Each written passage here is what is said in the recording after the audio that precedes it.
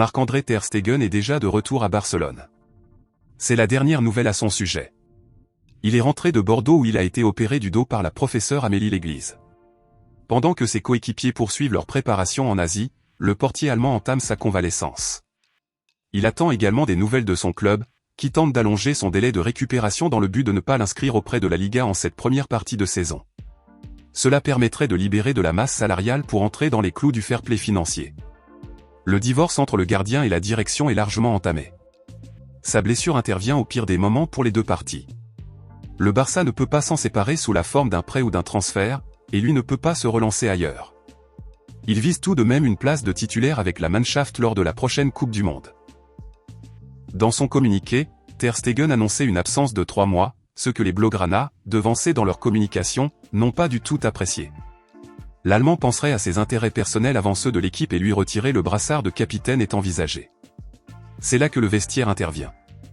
Jusque-là, personne n'avait vraiment pris la parole à ce sujet, mais même à l'autre bout du monde, les joueurs du Barça ont toujours de l'estime pour celui qui garde le but du club depuis 2014. Ce sont les joueurs qui voteront pour l'attribution du brassard, sans aucun doute, mais dans tous les cas, Marc est le premier capitaine de l'équipe. Ce sont joueurs qui votent et qui décident de ce qu'il se passe dans l'équipe, assure Gavi, par ailleurs porteur du brassard pour la première fois de sa carrière hier contre Séoul sur une partie du match. Il affiche sans détour son soutien à ter Stegen.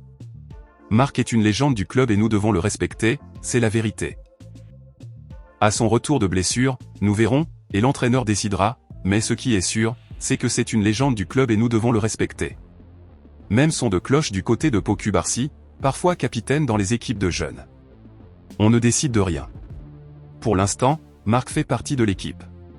C'est notre capitaine, celui qui nous guide et notre principal supporter. Il est avec nous, on est très heureux, et on espère qu'il le restera, abonde le défenseur lors d'un point presse organisé en Corée. Les deux jeunes joueurs ont été rejoints par les plus expérimentés. C'est le cas de Frenkie de Jong, l'un des 5 capitaines officiels après ter Stegen et Araujo mais devant Rafinha et Pedri. Pour moi, Marc est le capitaine de l'équipe, comme la saison dernière.